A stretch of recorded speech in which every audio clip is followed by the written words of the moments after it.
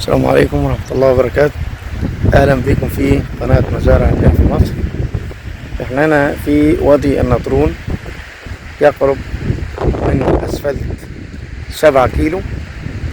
بنصور في قطعة أرض 17 فدان مزروعين بصل أو متأجرين بصل. قطعة أرض ممتازة جدا، واخدة تربية حلوة،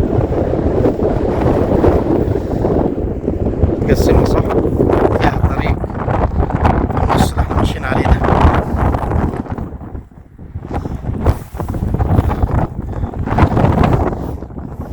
فيها السكن اللي هناك ده سكن ريفي عادي. أرض ملك نهائي، فيها بير مية، فيها كهرباء، واخدين من الجار. عاوز توصل ماشي، ناخده منه 50 كيلو يعني.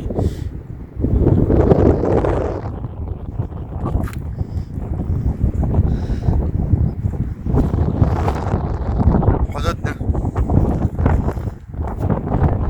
آخر البيت ده،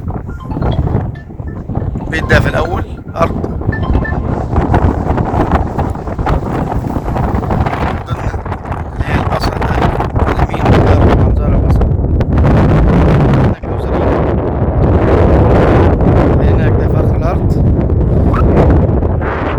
هنا اخر خطوط البصل دي، طبعا جيراننا هنا كانوا زارعين مضرب، مأجرين المكان ده كله بصل، والجار هناك زارع ذرة، زرع هناك بذنجال، طماطم، جهز الكنتالوب. الأرض هنا محاصيل كلها. تشجر معاك جميع الأشجار إلا المانجا والعنب طبعا، عشان نروح المية هنا 1000.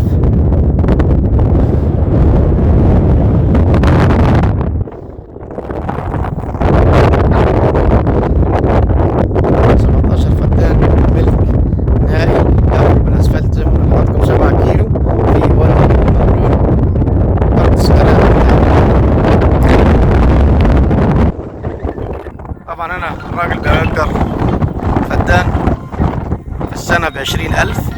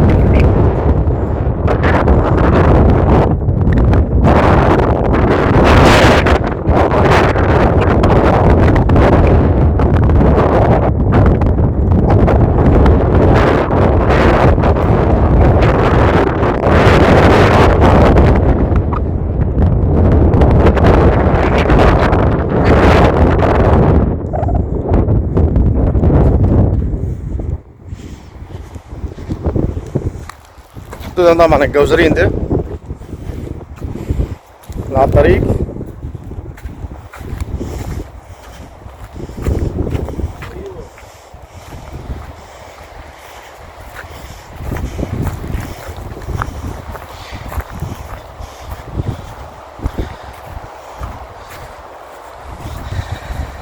هنا ممكن يبقى الصوت واضح شوية.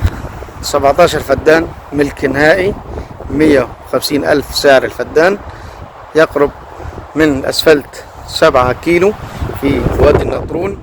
أرض ملك نهائي، فيها بير مية، فيها كهرباء من الجار، أو ممكن تاخد 50 كيلو أو تمشي زي ما هي ماشية. أرض سعر مرتاح، مزروعة كلها بصل.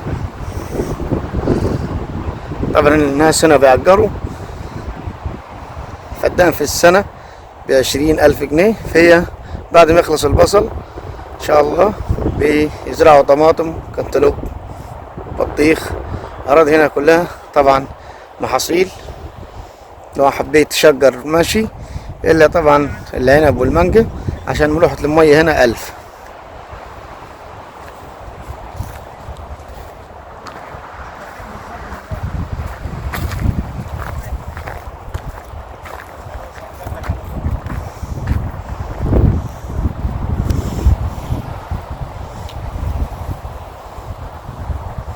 طبعا سعرها مرتاح، سعر كويس، 150,000.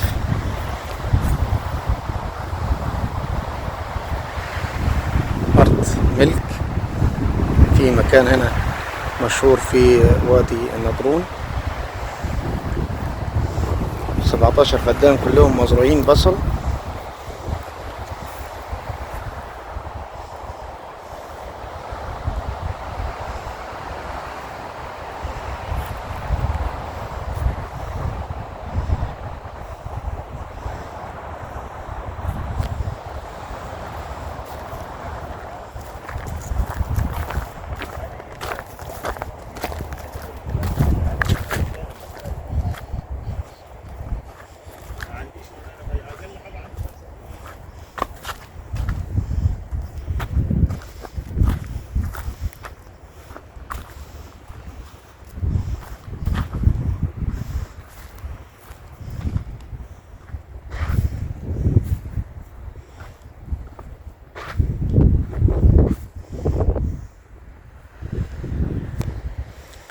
واخدة تربيعة كويسة، كلها مزروعة طبعا بصل. زي ما قلنا لحضراتكم السعر هنا 150,000 الفدان. أرض ملك نهائي، عندك هنا بير مية في الأرض، وعندك كهرباء من الجار، ممكن نشتري منه 50 كيلو أو نوصل زي ما احنا ماشيين. هنا تصلح لجميع الزراعات إلا طبعا العنب والمانجا. سعر الفدان هنا 150,000، والملوحة المية 1000. 7 كيلو من أسفلت. السلام عليكم.